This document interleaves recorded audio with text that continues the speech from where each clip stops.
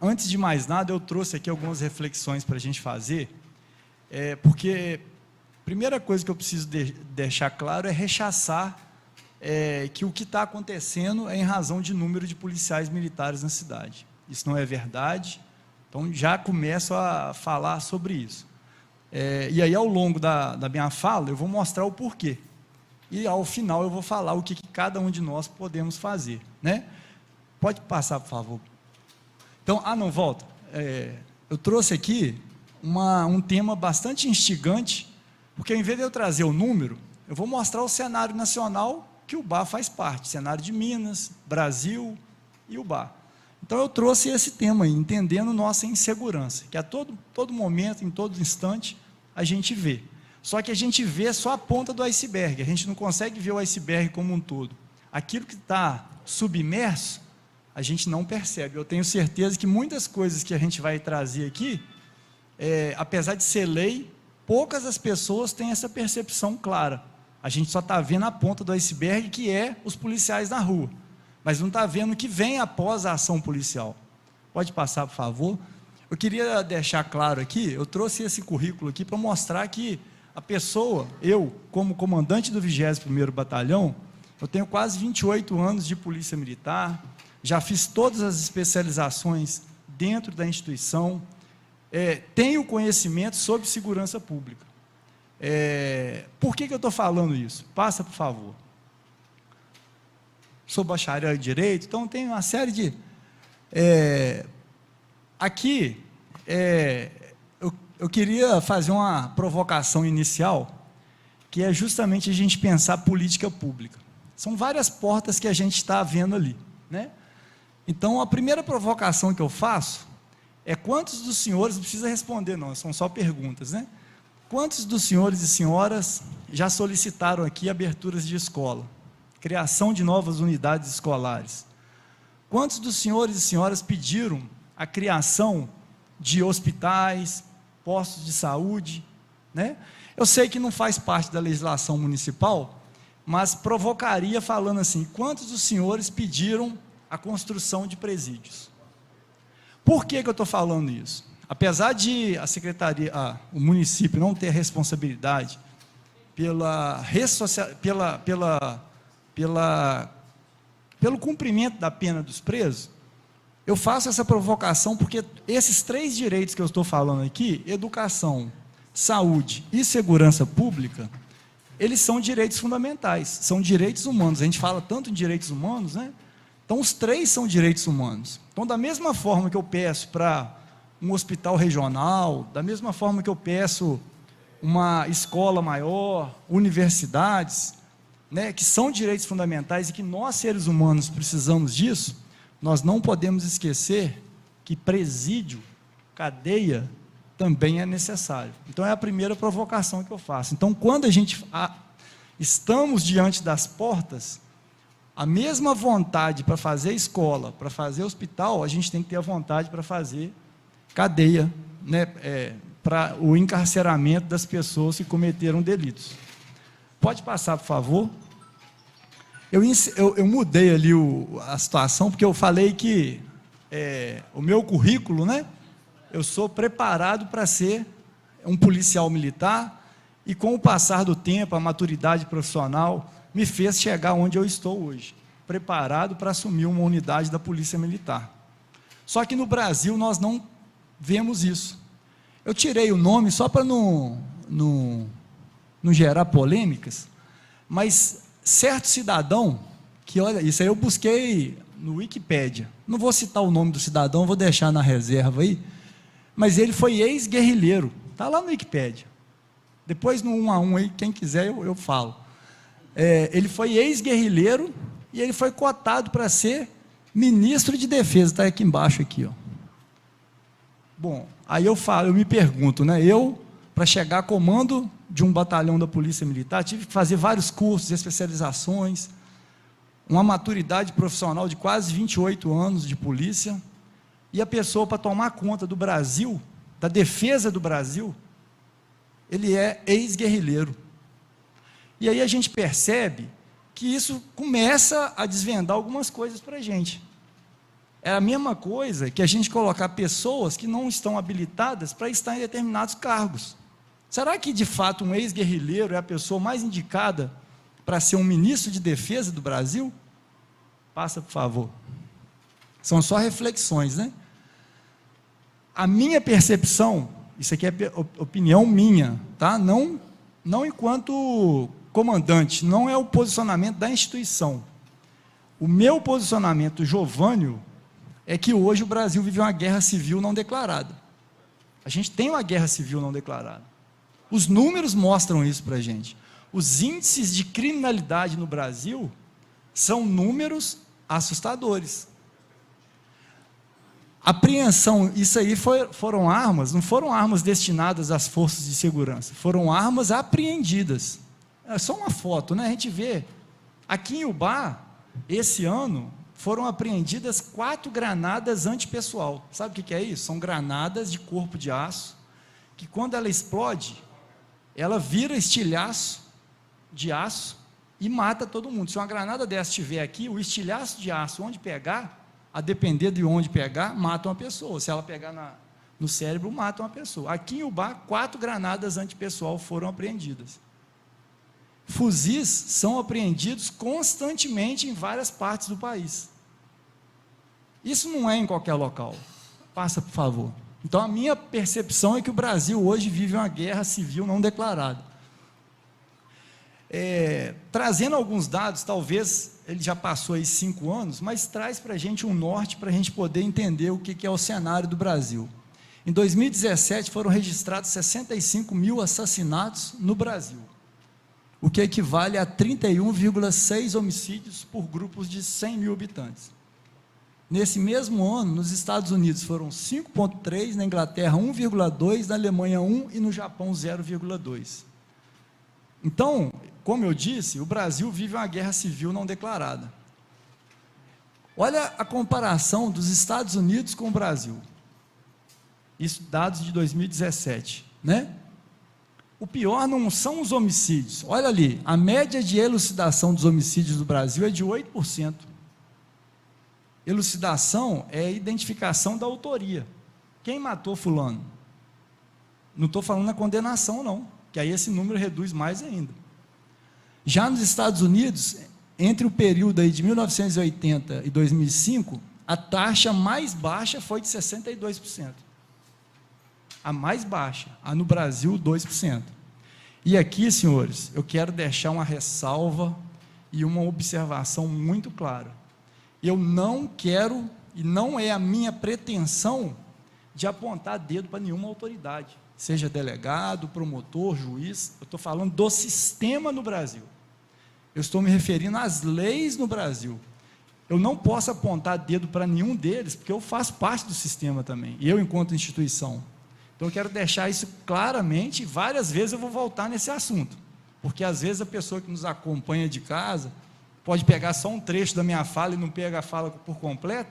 Então eu não quero aqui atribuir responsabilidade a delegado, a promotor, a juiz. A minha ideia é muito mais ampla do que apontar dedo para a autoridade. A minha ideia é discutir o sistema. Se isso está desse jeito, a culpa não é da Polícia Militar, da Polícia Civil, do Ministério Público, do Poder Judiciário. É a lei que nós temos, e aí a gente vai chegar nesse ponto aí. Passa mais um, por favor. Olha só, esses dados aí é de 2015. O Brasil está em amarelo ali. O que aconteceu de homicídio no Brasil, em amarelo, equivale a 150 países. Está vendo o mapa azul ali? É a soma dos homicídios que aconteceu no Brasil em 2015, é a soma de todos os 150 países no resto do mundo. Como não enxergar isso e ver que o Brasil é um país diferenciado na criminalidade? Esse mapa retrata, para mim, pelo menos, que o Brasil teria que ter uma atenção específica, diferenciada, né? E não uma atenção do jeito que é dado hoje. Pode passar, por favor? Olha só esse dado, senhores. Em 20 anos, de 1996 a 2016, o Brasil teve 1 milhão de assassinatos. Eu vou repetir, não é 1.000 não, e nem 100 mil, e nem 10 mil. Em 20 anos, o Brasil teve 1 milhão de assassinatos. Sabe o que eu estou falando aí? É filho que foi morto, é pai e mãe de família que foram mortos, é pessoa que não tem nada a ver com a história e é morta.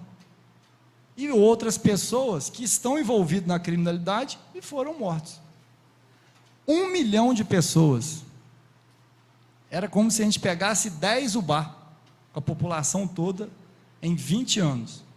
Isso aí são dados que foram retirados aí, eu estou apresentando aí as reportagens, que não foi coisa da minha cabeça, né? Pode passar, por favor. E o Brasil, diante desse cenário que a gente tem hoje, né? Assim, eu não trouxe específico de UBA, mas eu posso afirmar, né? UBA hoje está entre as 10 cidades que mais se mata no estado de Minas Gerais. Talvez os senhores e senhoras não tenham essa percepção.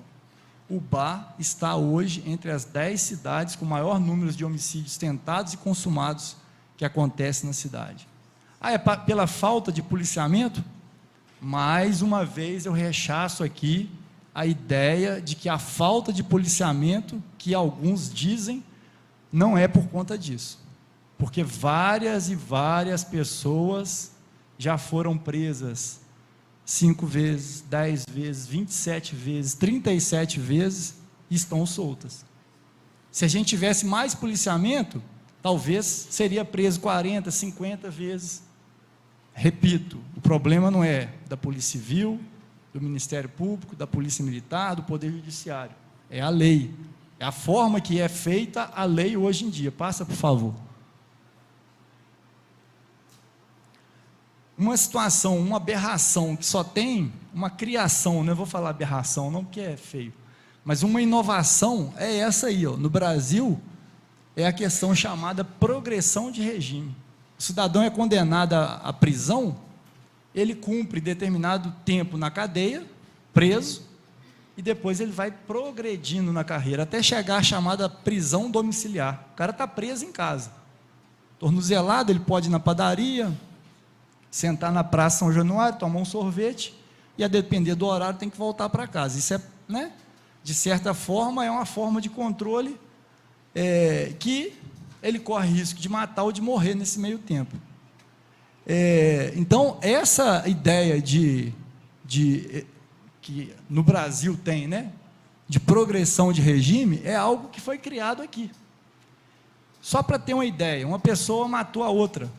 Homicídio simples, a pena dele é de 6 anos, está lá no Código Penal. Como o homicídio simples é um crime hediondo, de morte, ele tem que cumprir 50% da pena, 3 anos. Ele cumpriu 3 anos, ele tem direito a progredir no regime dele. Eu estou falando aqui, senhores, de tirar a vida. Vamos imaginar assim, de tirar a vida de um ente nosso, pessoa que foi lá e tirou a vida de um ente nosso, se ele for condenado por homicídio simples, 3 anos de cadeia, e aí ele está na rua de novo. Essa é a nossa lei. Pode passar, por favor? Deixa eu ver aqui se tem mais alguma... Pode passar. Só essas informações que eu estou colocando na tela aqui, é uma pesquisa realizada por um promotor chamado Bruno Carpes, e ele trata sobre o mito do encarceramento em massa. Então, tudo que isso aí não é que eu coloquei sobre progressão de regime, não é nada do que eu tirei da minha cabeça, mas um estudo científico promovido por esse autor Bruno Carpes. Pode passar, por favor? Aí eu trago aqui uma reportagem que hoje está completando uma semana. Semana passada nós tivemos 2 homicídios aqui na cidade de Ubá. Um consumado, lá no bairro Solar, e o outro tentado, às 5 horas da tarde, em frente à cadeia, né, um horário de muita movimentação. Nós tivemos com 2 pessoas baleadas em frente. Uma das vítimas, né, estava preso, mas ele estava na saidinha. E aí ele estava retornando para o presídio. Ele estava tão com medo que ele pediu o pai para levar ele para a cadeia armado, porque ele sabia que ele estava correndo risco de vida. Quando a situação ela envolve infratores, marginais, bandidos, é entre eles. A minha preocupação é, às 5 horas da tarde, as pessoas que passam naquele local serem atingidas por um disparo desse. Porque as pessoas que estão na criminalidade, eles sabem onde eles estão se metendo, com quem eles estão se metendo. As pessoas que são vítimas, graças a Deus, aqui em Ubá, de homicídio, a grande maioria, 99%, são pessoas que a polícia militar pode afirmar que eles têm passagem na criminalidade, principalmente tráfico de drogas. Vou diminuir um pouco, 99% não, que tem os crimes passionais aí, né? Então vamos reduzir para 98%.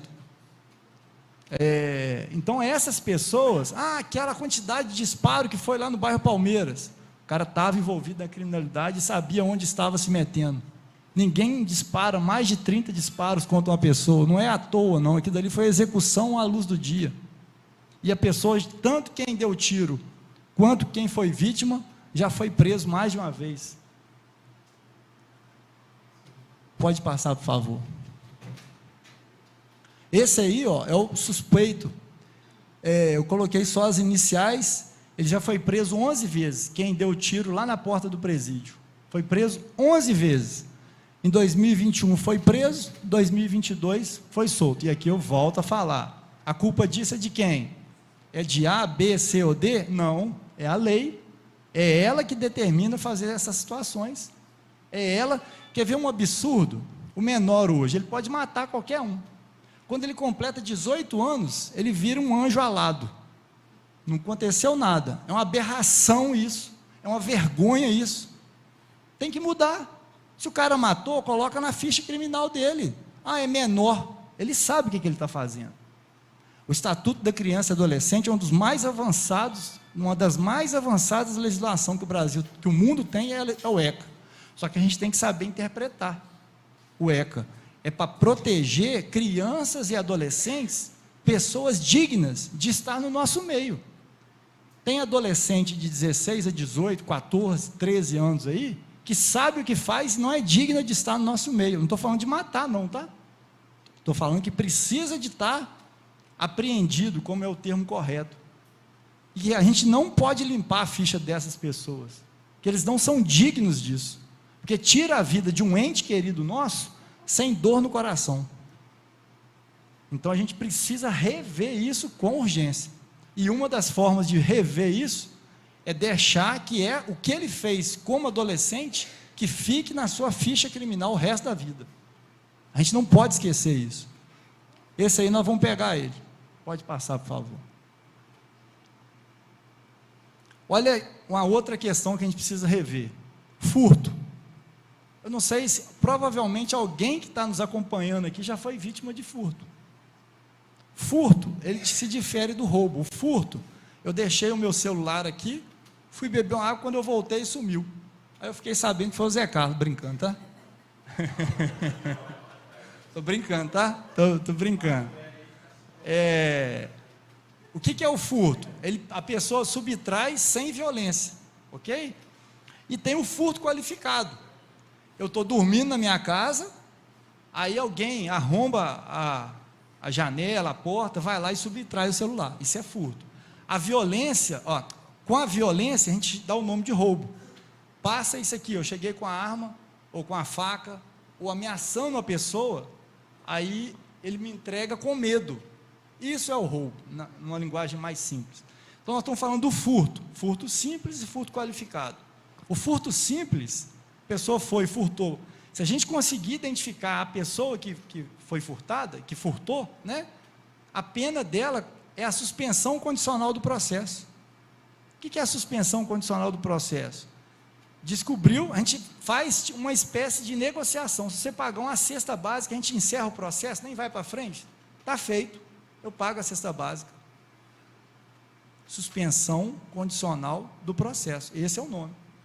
Agora, o furto qualificado, que a pessoa entrou na nossa casa, e acredito que isso é um dos piores crimes que eu tenho, tirando o homicídio, obviamente, é o crime de furto, porque nós estamos agora trabalhando. Imagine se eu chego em casa e vejo a minha casa arrombada, a impotência que eu fico como cidadão, trabalhador, chega em casa, a casa toda revirada, será que ele vai entrar de noite, de madrugada? O que ele vai fazer comigo? Aí, a depender da pena e do histórico do indivíduo, ele começa com a progressão, já começa no regime aberto, prisão albergue, trabalha de dia e volta para de noite. Hoje, não só o Brasil vive um problema sério, porque aí vem o problema social das drogas, dos usuários, que perambulam à noite. Tem gente aí que já foi preso várias e várias vezes. Eu tenho mulheres e homens que perambulam na cidade de Ubá hoje, já foram presos várias vezes, e se arriscam para tirar fio de cobre, para derreter, para vender, para ganhar a droga do dia seguinte. E simplesmente debocham do sistema, riem do sistema. Certa vez, uma propriedade, em um determinado bairro aqui de Ubá, ele tirou os cabos de energia, onde um idoso precisava do respirador. Ficou sem energia a casa.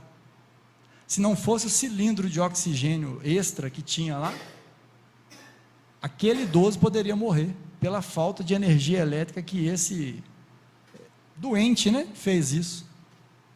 E como tratar isso? Qual que é a solução disso? Cadeia não é. Porque prende, fica pouco tempo, sai. Prende, fica pouco tempo, sai.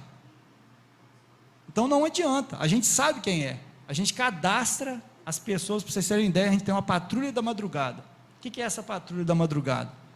A gente visita a propriedade, tira foto do indivíduo de noite, a gente sabe que aquele cidadão ali é um usuário de droga, tira a foto, qualifica ele, pega as vestes que ele está, porque se ele entrar em alguma propriedade, câmera filmar, a gente já está qualificado ele. E a gente já sabe até para onde ele vende. E vai, faz a operação, mas infelizmente isso aí é difícil solução, não é fácil. A gente envolve o poder executivo, envolve bombeiro, envolve receita, envolve polícia militar, mas o sistema é falho, a pena é branda, Pode passar, por favor. Isso aí para mim é o maior absurdo que tem. A injúria racial, não que eu seja contra, eu acho que a injúria tem que ser apenado, racial principalmente. Não sou contra isso. Mas quando você compara a injúria racial, um crime imprescritível, se alguém injuriar alguém de raça, esse crime ele não prescreve. Prescrever é o crime deixar de existir. Agora, o crime de homicídio, se ele for com pessoa maior que 71 e menor que 21 anos, em 10 anos eles prescrevem. Estão entendendo? Eu matar alguém, se eu tiver 72 anos, em 10 anos prescreve o crime. Se eu injuriar, não. Xingar uma pessoa, vamos falar assim, numa linguagem mais... Essa balança, ela está equilibrada? A minha visão não é isso. Eu não consigo entender que isso está perfeito. Não está em sintonia. Isso precisa ser mudado para anteontem. Isso não está equilibrado. Pode passar, por favor.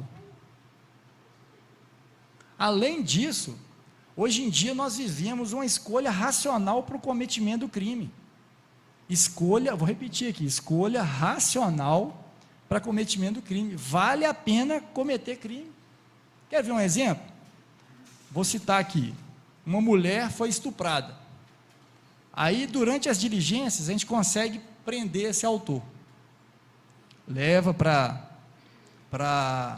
a delegacia, aí o delegado ratifica, aí vai ter uma audiência de custódia. Na audiência de custódia, pergunta para o cara que cometeu o estupro: como que foi o atendimento da polícia militar? Ele te bateu?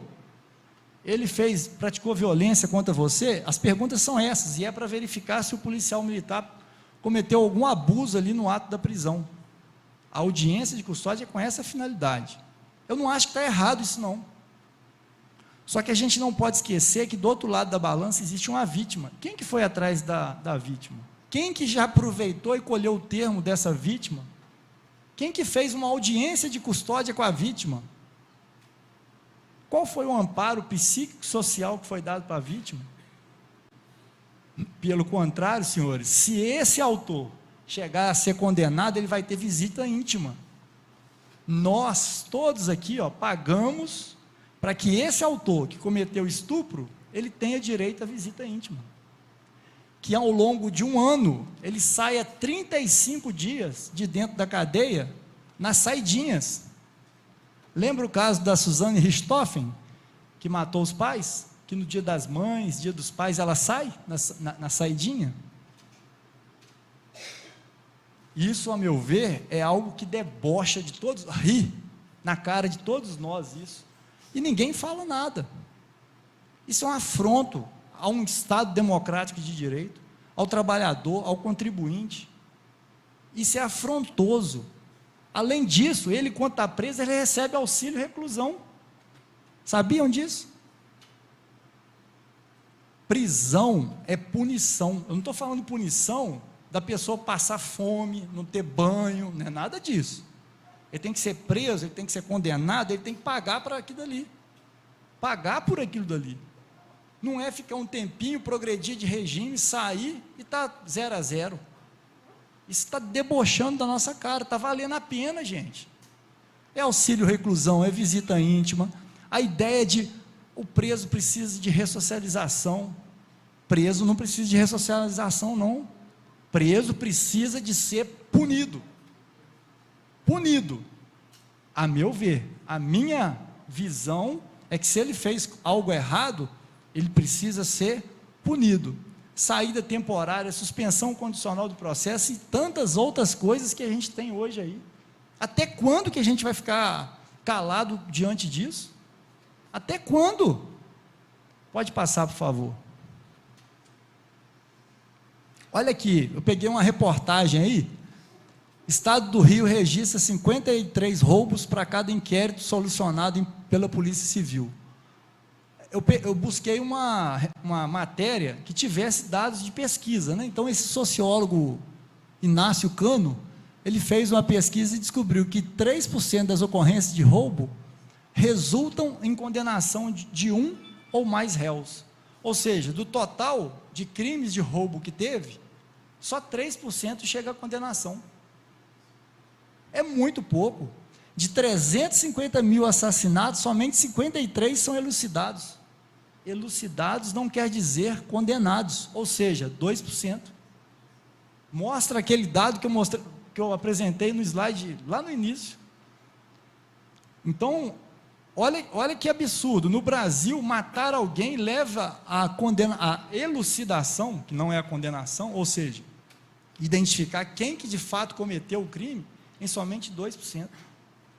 Passa, por favor. Aqui é um outro lado da balança. Nós temos aí vários empreendedores. O IBGE fez uma pesquisa e chegou à conclusão que quem abre um empreendimento, quem resolve se tornar um empresário, abrir um comércio, tirar o seu capital que está aplicado, né, fazer um curso, abrir um negócio, treinar mão de obra, colocar o negócio para funcionar, o IBGE chegou ao levantamento que 60% das empresas, elas fecham em 5 anos. 60%, isso aí foi uma pesquisa do IBGE, relacionada em 2019, que foi feita essa pesquisa. Então, olha só que contrassenso que é isso. Uma pessoa honesta, que pega seu dinheiro, que quer abrir um empreendimento, a chance dela quebrar é de 60% em 5 anos. A chance de eu matar alguém e ser identificado é de 2%. Onde que a gente está querendo chegar? Pode passar, por favor. Isso aí é o que eu estou falando aí do homicídio. 98% é a chance de você obter um sucesso para matar alguém e não ser identificado. Estou falando condenado, não. E 40% é só a chance de empreender no Brasil. Essa balança, ela precisa reverter. Pode ir, por favor. Aqui, ó, isso aqui é uma organização. Aqui em Ubá está cheio de organização criminosa. O que é organização criminosa? É que cada um tem, por exemplo, esse aí tem o autor, um líder da organização. O líder dessa organização ele já foi preso 14 vezes. Esse número que está entre parênteses aí é dessa organização que eu tomei como exemplo, tem várias.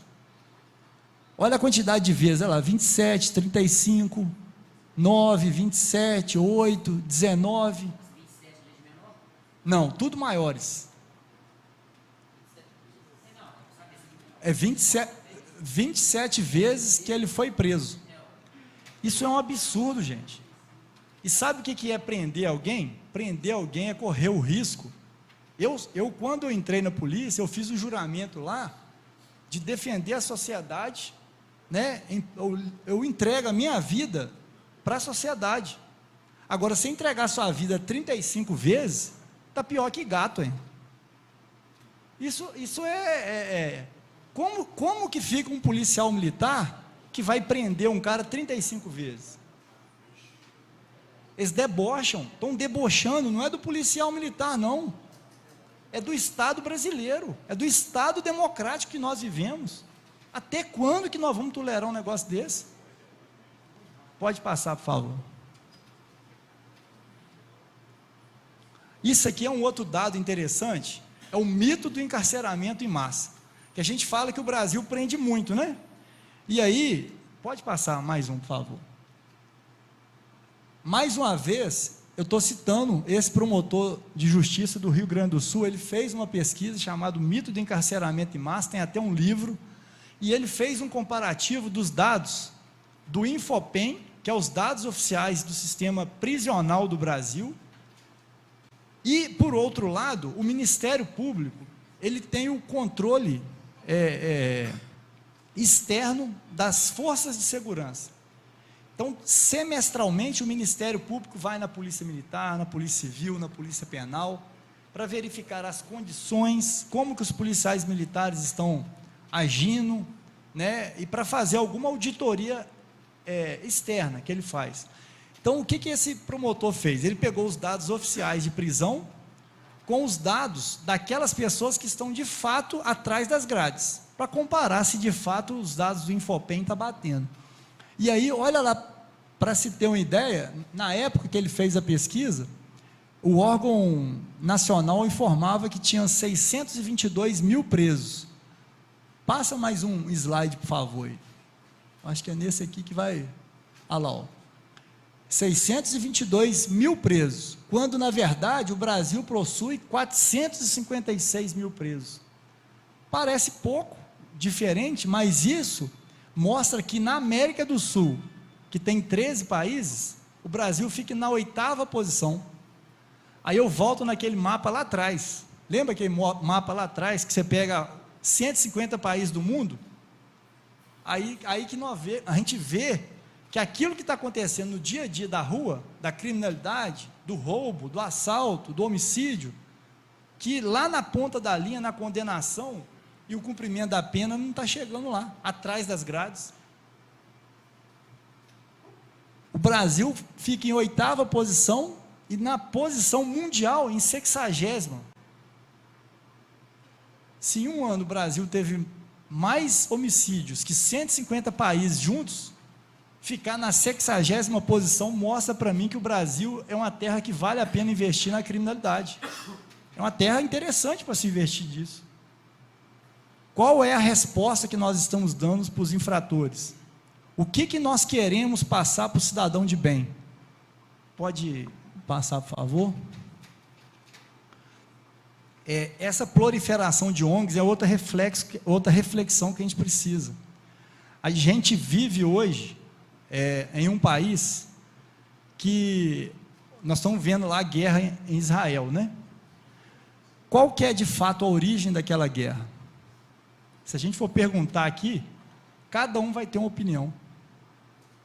É claro que tem lá o aspecto político, o aspecto religioso, que são o motim, a origem, mas existem outras formas e fontes que podem ser esclarecidas. A depender de onde eu vou beber essa água, a informação vai chegar para mim diferenciada. O que eu estou querendo dizer com isso? Eu respeito muito a imprensa e a gente precisa valorizar os órgãos de imprensa. Mas hoje em dia, será que os órgãos de imprensa, eles estão sendo auditados como deveriam? Será que eles estão trazendo para a gente a notícia correta?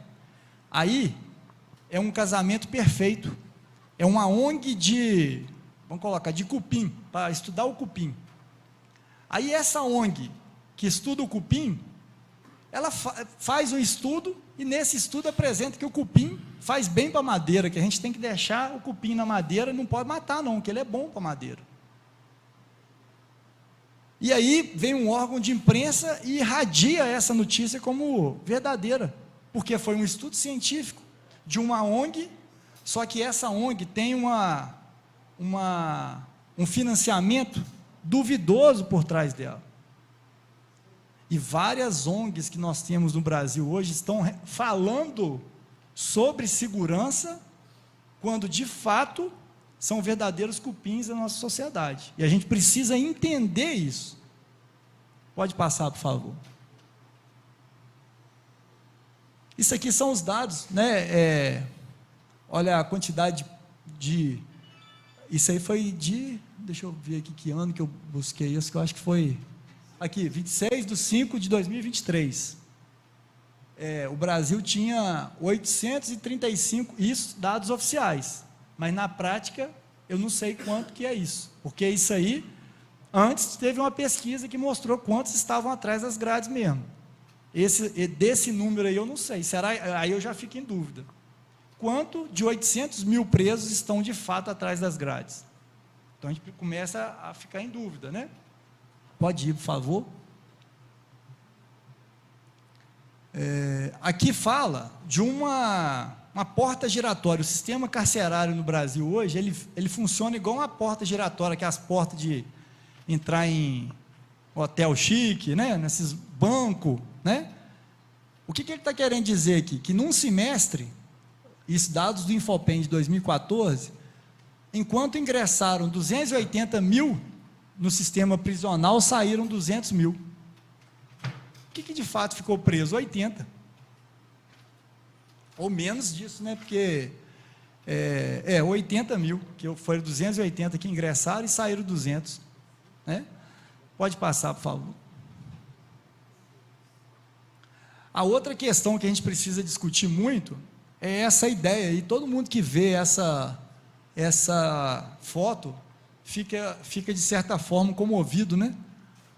E na verdade, quando a gente tem os dados reais de que hoje não tem superlotação porque a gente tem a progressão de regime, não tem a superlotação porque tem a saída temporária, e dessa saída temporária um número X não retorna, de que 92% dos homicidas não estão ali, né? 98% dos assaltantes não estão ali, os verdadeiros traficantes não estão ali, mas isso tudo é para impactar a gente, para a gente ver, porque nós somos seres humanos de carne e osso, a gente fica impactado com a cena dessa. Isso está querendo vender para os nossos corações que eles são coitados, que eles precisam ser ressocializados, que ele tem que ter uma segunda chance. Dê chance. Nós vamos ver cada vez mais mortes no nosso dia a dia, nós vamos ver cada vez mais assaltos no nosso dia a dia, nós vamos ter que prender 38, 50, 100 vezes, porque é isso que está acontecendo. Passa mais uma vez, por favor. Olha só, essa aí foi uma matéria que saiu no Fantástico dia 1º de maio, foi 1º de março de 2020, pode buscar lá. Mulheres trans presas enfrentam preconceito, abandono e violência. E aí foi uma matéria que o Drauzio Varela fez lá, né? Quem vê se emociona, de fato é para emocionar. Só que é o que eu falo, não é que eu sou uma pessoa fria, que eu não tenho sentimento pelos outros, não é isso não. Aí foi entrevistar esse indivíduo aqui, ó, a Suzy, né? Suzy de Oliveira Santos, que na verdade o nome dessa pessoa é Rafael Tadeu de Oliveira. Ele foi condenado por estuprar e matar uma criança de 9 anos. Quando a matéria do Fantástico faz isso, que coitado, ela não recebe visita de pessoas da família, romantiza isso. Olha a falta de respeito que tem com a família dessa criança de 9 anos que foi estuprada e morta por esse indivíduo. O que nós queremos? Coitadinho da Suzy ou coitadinho da família que teve uma criança de 9 anos estuprada e morta? O que a gente quer de fato? Aquela foto da cela lá, tadinho deles, ou de fato punir? A gente tem que escolher, porque não dá para ficar no meio do muro, em cima do muro. A gente tem que escolher que país que nós estamos e onde a gente quer chegar. Porque do jeito que está uma vergonha. Pode passar, por favor. Audiência de custódia é aquilo que eu falei, né? A gente prende, aí o juiz, em até 24 horas, tem que ouvir o preso para saber se ele foi violentado, se a polícia militar abusou. E isso, o que está acontecendo? Está sendo uma prática recorrente, que vários juízes ouvem isso, e aí cada vez que ele fala assim, o policial bateu, abre um procedimento, chega para mim no batalhão para apurar, para verificar. E aí ele fala, eu estava com a cabeça quente, não tinha marca, não tem nada. Então assim, mas isso é um absurdo legal. Existe, a gente tem que cumprir. Será que tem que ser mantido? Se tem para o bandido, que a gente tenha também uma espécie de, entre aspas, audiência de custódia para as vítimas. Aproveite o procedimento e já ouça as vítimas do procedimento, já dá andamento célere para a condenação daquele cidadão, já está ali presente juiz, Ministério Público e delegado, em alguns casos. Então já aproveita e já acelera o trâmite ali para a condenação dele. Será que, né? Seria uma proposta interessante. Isso aí, para mim, o que é o Estado Democrático de Direito? Estado Democrático de Direito os senhores e senhoras que estão aqui foram eleitos pelo povo, né? O prefeito é eleito pelo povo. Os senhores fazem a política pública municipal acontecer na cidade de Ubá. A arguição de descumprimento de preceito fundamental, ela existe para que, se a Constituição Federal ela for desrespeitada, aí vem o STF e impede que isso aconteça. Só que essa ADPF 635, ela proibiu operações nas favelas e morros do Rio de Janeiro. O que aconteceu? Hoje o Rio de Janeiro é a cidade mais segura para criminosos, para bandido. Aqui de Ubá tem 2 lá, nós estamos monitorando eles. Só que eles não saem da Baixada, do morro, do complexo. A gente não pode fazer operação, é proibido.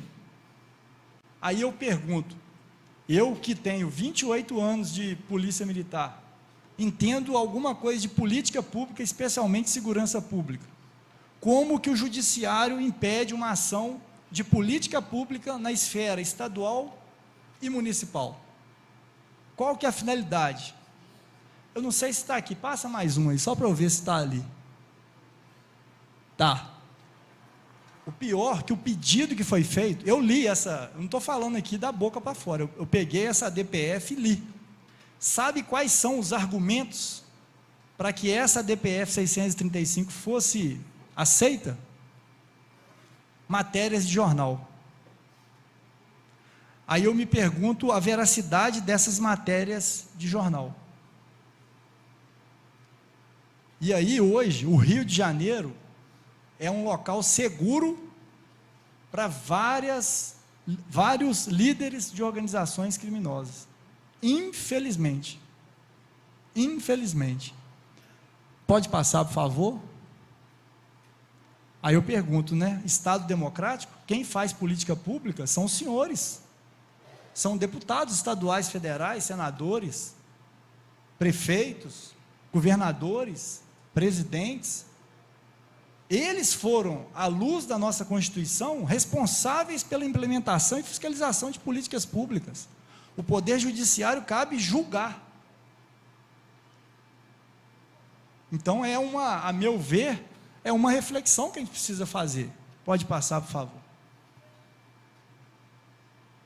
Isso aqui é um vídeo, ele não vai rodar, mas mostra uma grande operação que foi feita no Rio de Janeiro, E olha a quantidade de fuzis que foram apreendidos dentro de uma organização criminosa. Quando eu falo que o Brasil vive uma guerra civil, em que país democrático, em plena situação de domínio, isso seria uma realidade? Olha a quantidade de fuzil ali. E não é airsoft não, é AK-47, usado em guerra, que está usando lá agora em Israel. Fuzil de assalto. Alto poder de destruição, usado na favela do Rio de Janeiro. Na mesma favela que não pode ser feita operação policial. Pode passar, por favor.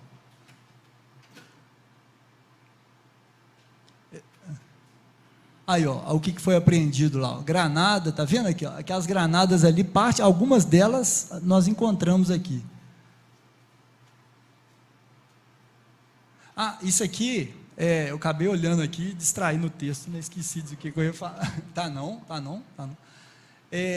Esse Fábio Cajueiro quis fazer uma pesquisa para identificar o número de baixas de policiais militares. Então ele pegou, no período de 1994 a 2017, a polícia do Rio de Janeiro sofreu 18.633 baixas, sendo 15 mil feridos e quase 3.400 mortes.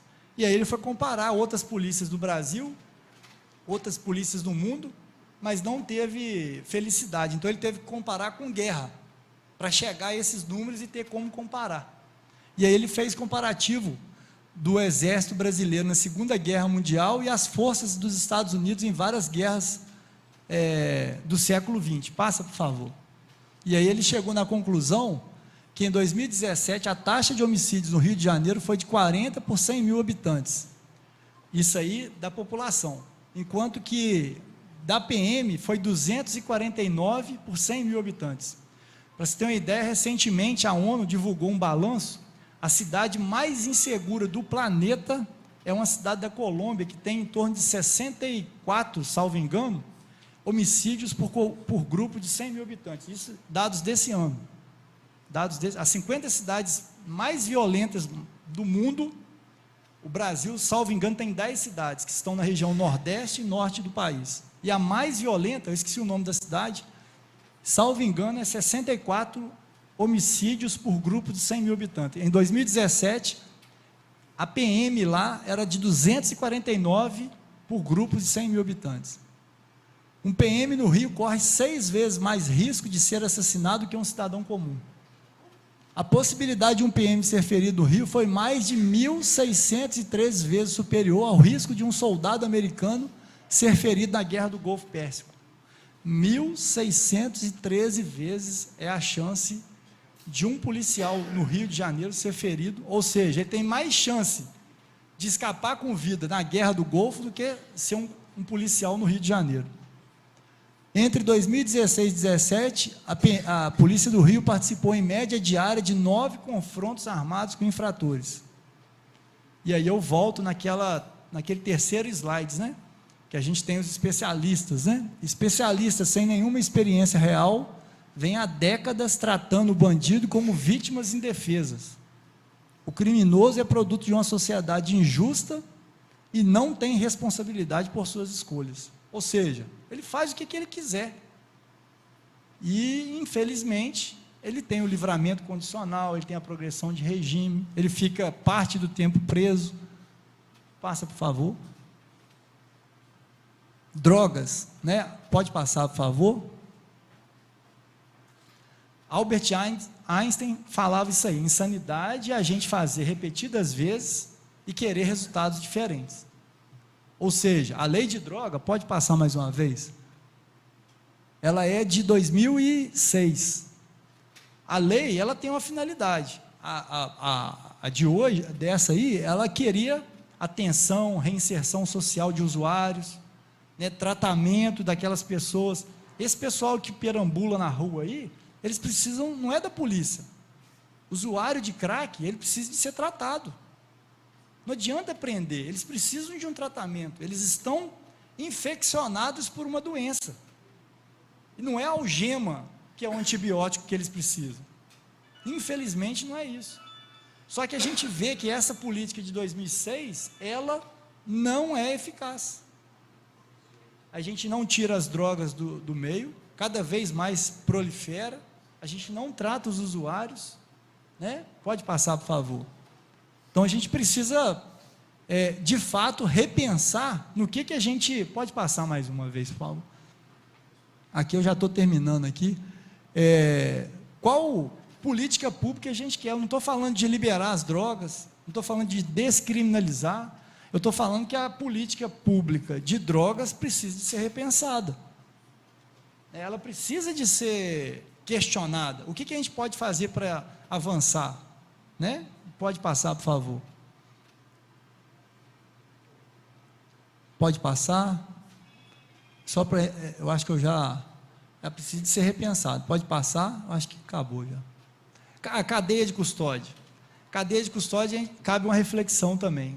O Sérgio Moro, quando ele era ministro, ele procurou fazer um pacote anticrime. Isso, final de 2019, em dezembro de 2019, surgiu então as alterações no Código de Processo Penal. Só que, na verdade, o que ele trouxe, que é a cadeia de custódia, não foi ele, né? Que foi a votação, acabou que hoje em dia, os advogados não mais atacam o mérito da situação. Os advogados, o que é o mérito? Fulano matou Beltrano. Atacar o mérito é falar que o fulano não matou, ou não queria matar, a intenção não era essa. É discutir, né? Se de fato aquilo ali... hoje eles estão atacando a corrente da prova do início ao fim. E aí, o mérito fica de lado. Se eu tiro que a arma que matou o crime foi essa, e eu gero dúvida nessa prova colhida no local do fato, eu já gero dúvidas e retiro essa prova do processo como um todo. Assim, a gente tem que avançar muito em termos de Estado, em termos de legislação, e de fato fazer um pacote anticrime. Hoje, a cadeia de custódia, ela precisa de ser amadurecida para alcançar melhores resultados. Pode passar, por favor? Bom, então aqui eu encerro, e eu poderia ter trazido números que são a ponta do iceberg. Tá, professor D'Amato? Assim, eu acho que a discussão aqui, e eu repito, mais uma vez, eu falei até pouco, eu queria ter falado mais vezes ao longo da minha fala aqui, eu não quero jogar pedra no telhado de vidro da nossa instituição, da Polícia Civil, do Ministério Público, Poder Judiciário, Polícia Penal, longe disso querer fazer, mas eu quero trazer reflexão sobre o que está acontecendo no Brasil hoje em dia, e o que nós podemos fazer. Cada um de nós, né, dos senhores e senhoras, enquanto vereadores, tem os representantes na Assembleia Legislativa, na Câmara, no Congresso Nacional. A gente tem que cobrar por mudança nessas legislações, progressão de regime, aumento de tempo que a pessoa fica presa no furto, a progressão de regime, né, direitos às vítimas de crime, o auxílio reclusão, a questão da punição de fato como direito, enfim, aí cada um dos senhores e senhoras faz a melhor avaliação, e é de fato uma reflexão que a gente precisa exigir, enquanto as pessoas que nos acompanham presencialmente em casa, da mesma forma, pedir para que os nossos representantes façam da mesma forma, porque a gente não pode tolerar. E eu, encerrando aqui, presidente, eu rechaço qualquer situação de que efetivo policial militar é culpa da realidade que nós estamos passando na cidade de Ubá. Longe disso, porque os policiais militares que diuturnamente trabalham aqui são verdadeiros guerreiros. E eu falo isso porque acontece um crime, um homicídio. Esses dois homicídios que eu citei aqui, Bairro Solar e em frente à cadeia, os policiais militares já diligenciaram e já identificaram quem foram os autores. E fazem relatórios, encaminham para a Polícia Civil, Ministério Público, Poder Judiciário. Os policiais não cansam. E falar que a culpa de A, B ou C que acontece na cidade, não é, eu sei que a fala não é essa, né? Pode aumentar? Pode. Mas será que os outros órgãos também não têm algo a contribuir? Então, eu acho que o sistema, a gente só está vendo a ponta do iceberg, a gente tem que ver mais a fundo, né? As pessoas precisam ficar presas, precisam de serem punidas. E aí eu agradeço a oportunidade, me coloco à disposição e agradeço pelo convite, né, para fazer essa exposição que acabou se estendendo um pouco, peço desculpas aí.